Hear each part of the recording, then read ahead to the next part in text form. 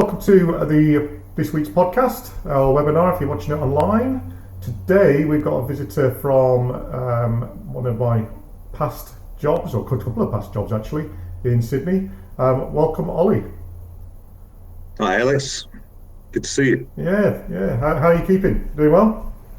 Doing well, yeah. Busy, which I guess is what most people would say, right? Yeah. But no, it's very busy, but keeping well. Thank you. Being busy is better than being slow in every way, isn't it? It's nothing Indeed, worse than it being is, my slow. friend. So what we're going to do today is we're going to have a chat about product ownership. So on the channel agilecoach.com.au, generally what I've been doing is talking mainly about the delivery side of product delivery. But there's a massive side which, if you're going to split it into two parts, church and state, there would be the side that was product and the side that is delivery. And it's great to have you with us to go through that. I think what we'll do is we'll jump into just what's your experience, and then we'll go through a little bit about what you might want to do if you want to become a product owner today. Sounds great. So yeah, tell me about. It might feel like a bit of a job until you don't let it be. But how did you get into product ownership? What was your first role, and why did you end up in that, Ollie? Look, working backwards. So my product ownership role, my first was at Bupa, which is where we met, Alex. Mm-hmm. Prior to that role, I was a BA. I was a Scrum Master. I've been an account manager. So I've had a few roles in and around kind of the digital ecosystem. But the jump for me into product ownership, the direct jump was from business analysis, which I think has a kind of a natural affinity towards product ownership. Why? Because you are, as a BA, you're interacting with the business a lot. You are empathizing with what they are looking to do and looking to achieve, and there's this kind of sense of osmosis almost that you're soaking up the objectives, the requirements of the business, and then you're feeding back that to the delivery team. But you're doing it in a very agnostic way. That is to say that you're not making recommendations, you're not shaving off any scope in order to speed things up. You are coming and you're delivering what the business wants, and then you're letting the decisions with that be made by the product owner in order to then hit a deadline or achieve an MVP or whatever it may be. So the I guess for me, the big move to product ownership was now suddenly you are the steward of the product, that you can have these conversations with the business and understand what it is they're looking for, and then you are empowered to then make decisions in order to achieve what they're looking for under the constraints that you happen to be operating. So there's an affinity with that business analysis, but really one is almost kind of agnostic of the decision-making power, and one is enabled with that decision-making power, which is the product owner role. I really want to dig into that with you. So the that has to be 9 out of 10. 9 out, maybe not, maybe that's an exaggeration, but a lot of product owners that I meet have come from a BA background, and I think it seems natural. And you'll remember David, that's exactly the route that he took, and great product owner who'd come from a business analyst role. Let's go down that a little bit. Now you changed organisation, which I think is definitely a good idea. If you are moving from one role to another, it's always beneficial if you do change organisation, because you actually learn that role rather than just take the same duties into the role and just get a new title, which I see a lot, particularly between BA and PO and project manager and scrum master, where people just have their titles changed, normally as part of a transformation. But if you're going to do it properly, what are those? You covered them a little bit. What are those critical differences? Maybe the top one or two things that you definitely have to adopt as a product owner that a BA just doesn't have to. Let me think. The couple of critical differences. Yeah, I mean, not to beat the drum too much or repeat banging the drum too much, but it is that decision-making power. I think it depends on whether you as a product owner are working with a product manager or not. Mm. If you are a product owner without any product manager around, then you're going to be dealing with the business a lot more. And you are going to be shaping a roadmap of some description. How far into the future, TBC. It depends on the company, and it depends on your agile maturity and the setup you have.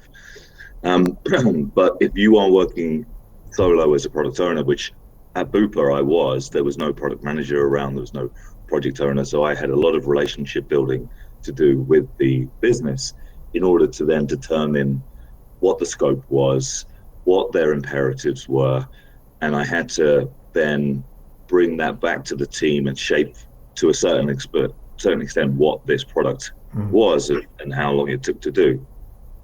That's one flavor or stripe of it.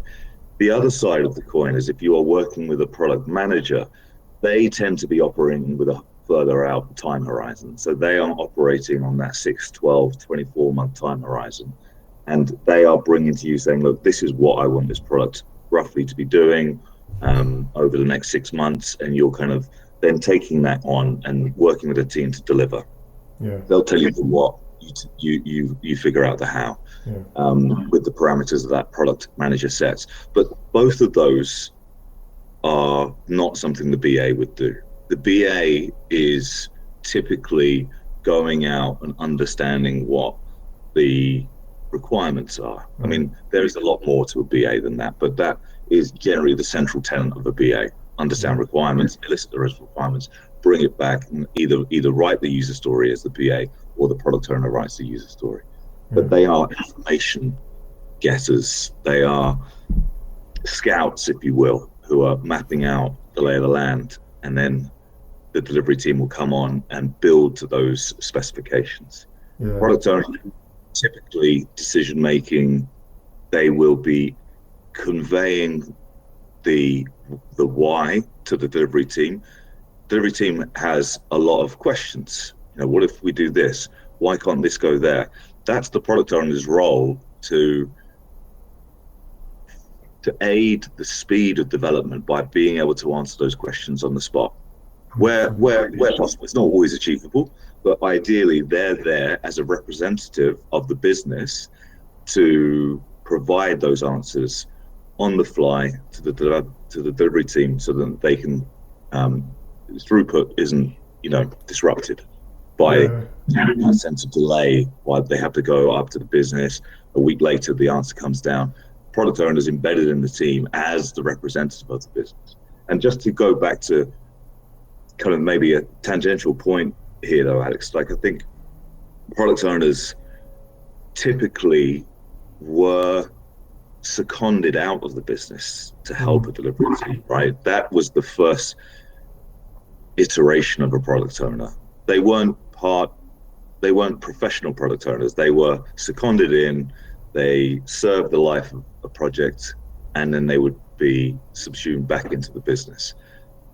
Now you have professional product owners who can be somewhat agnostic of the industry, but they are steeped in kind of the whys and the whats of product ownership, and they will go from business to business as a professional product owner. So I think that role has very much gone from an amateur status on the project by project basis to now a more fully fledged professional role. Yeah, and it's the same for testers. I mean, that's the same way we've done testing. So I love talking to product people because you've got that angle that's very, very similar to the delivery people. And you touched on a lot of things. I think the BA predominantly was always project focused. And I think that's possibly one of the bigger differences, where a product owner is obviously product focused, projects for BAs. So there's not that consistency through the life cycle of a product, which is normally over many, many years, as opposed to a project which is months. And I think that's, although you often get project to project with BA, so it's not a huge difference, the BA is normally isolated to the project, and so that can affect the quality of the output and the outcomes that you're after. Yeah. The other thing with for me, for the difference between BAs, and because I'm coming in from a delivery lens, and what I want is a first of all, that decision making is brilliant, absolutely brilliant. Having a good product owner, I don't want to exaggerate, can double the speed of your development, because you can just get the answers. Are you sure you want a blue one? Because a red one will be half the price. Oh, well, we'll have the red one. Or no, we definitely want a blue one. They can make the decision really quick rather than going through approvals, which would also be normally a BA thing you'd have to go and do. But I think the one thing that is the way they deliver those expectations to the team in a really small, broken down way is kind of a difference with when we get product owners and say, look, we're going to work differently a little bit, and BAs would generally work with the project documentation, and that transformation between the two can often be slow between them as well. Yeah. Go on. There's one thing, just picking up on what you said, product versus project. The business I'm with now, there is no one product. It's 7 products, 8 products, 9 products. It's it is almost project to project, because you can't build an affinity with the product because there's that many of the products in flight at any one time. And I think my advice to any product or potential product owner in waiting, or even young or rather junior product owners who are looking ahead to their career, is that I wouldn't get fixed on the idea that you will ever be in a situation where you only have one product. If you do, brilliant, because it really will allow you to really get to know your product, and that makes decision-making power much easier over the long term, because you understand you understand where this product is going, you understand its market position, all the other benefits that you could get from really learning one product. But depending on the company you're with, you may be in a situation where you are working on multiple products, and you start having to, it modifies your decision-making process, because you are not as closely entwined with that product, and you have to make decisions based on principles, on business goals, rather than because it's going to work particularly well for this product. So product owner, as in singular products, is often a misnomer. It's oftentimes products owner.